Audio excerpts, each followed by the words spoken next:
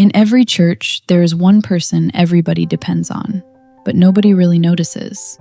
Not the preacher, not the worship leader, not the loud prayer warrior, the quiet one. The one already there before the first car pulls in. The one locking up long after the lights go off. The one who knows where the broom is, where the spare keys are, and which gate sticks when rain falls. In this church, that person was Brother Daniel. If you came early on a Sunday morning, you would see him outside first, sweeping the yard slowly, not in a rush, just steady. Dust lifting in the soft morning air, leaves gathering in small, obedient piles. Sometimes he would stop to fix a loose hinge, sometimes tighten a screw on the gate, sometimes clear the drain when rain clogged it. No announcement, no audience, just doing what needed to be done. Inside, people greeted him kindly enough, but casually. "Morning, Brother Daniel. Thanks for always helping." And then they moved on. Because in church, service that is constant becomes invisible. Daniel was in his mid-40s, quiet-spoken, not shy, just not performative.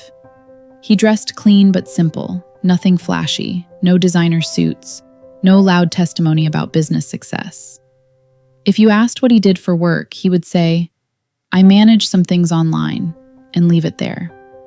People assumed that meant small freelance work, maybe data entry, maybe something unstable. Some of the younger brothers quietly joked that Daniel had made church his career. Some sisters felt sorry for him. Others respected him, but in a distant, polite way. The way you respect someone you think has accepted a small life. Nobody ever saw Daniel argue. Nobody saw him complain. If something broke, he fixed it. If chairs needed arranging, he arranged them. If the pastor needed transport one evening, Daniel would quietly provide it without discussion. And the thing about quiet servants is this: people begin to assume they have nowhere else to be. What nobody knew was that Daniel's life did not start this way. Years earlier, before transferring to that church, Daniel had spent nearly 2 decades building something slowly, carefully, almost invisibly. Small online ventures first, then property investments, then partnerships. Nothing loud, nothing risky, just disciplined, patient accumulation. He never chased fast success, he chased stability.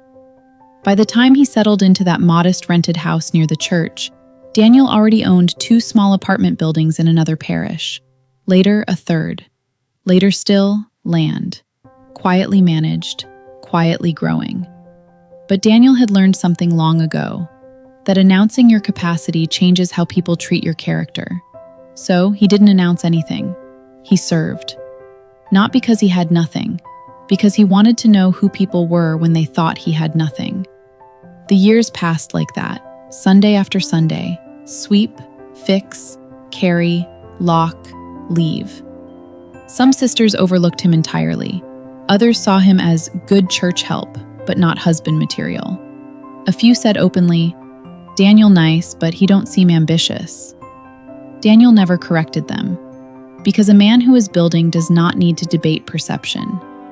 But Daniel wasn't just serving the church. Quietly, respectfully, he was also watching. Not in a predatory way, not hunting, just observing, listening. Learning how people spoke when they thought nobody important was around. Watching how they treated cleaners, drivers, elderly members, children. Watching who served when nobody clapped. He wasn't looking for beauty, he was looking for steadiness. Years went by before he noticed her, Sister Ruth. She didn't sing solos, didn't lead departments, didn't compete for visibility.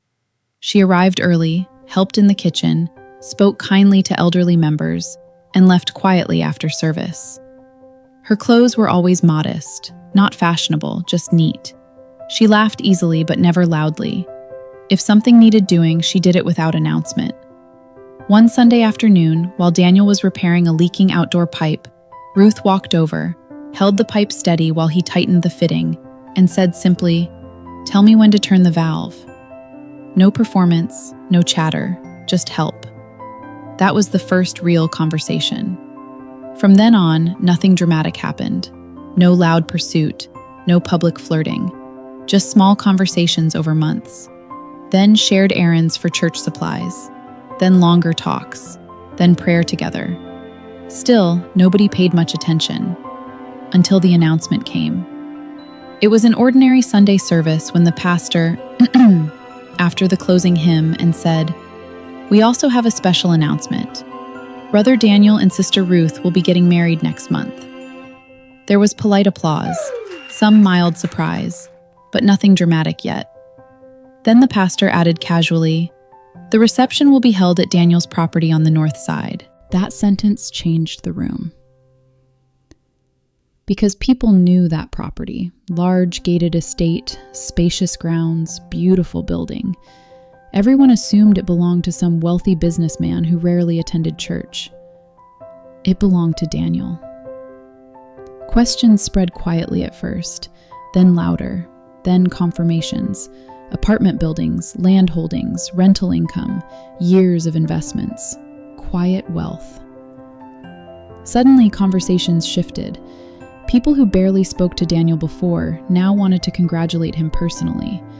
Some sisters who never noticed him suddenly remembered how kind he always was. Brothers wanted business advice. Invitations appeared. Interest multiplied overnight. Daniel noticed. But Daniel did not change.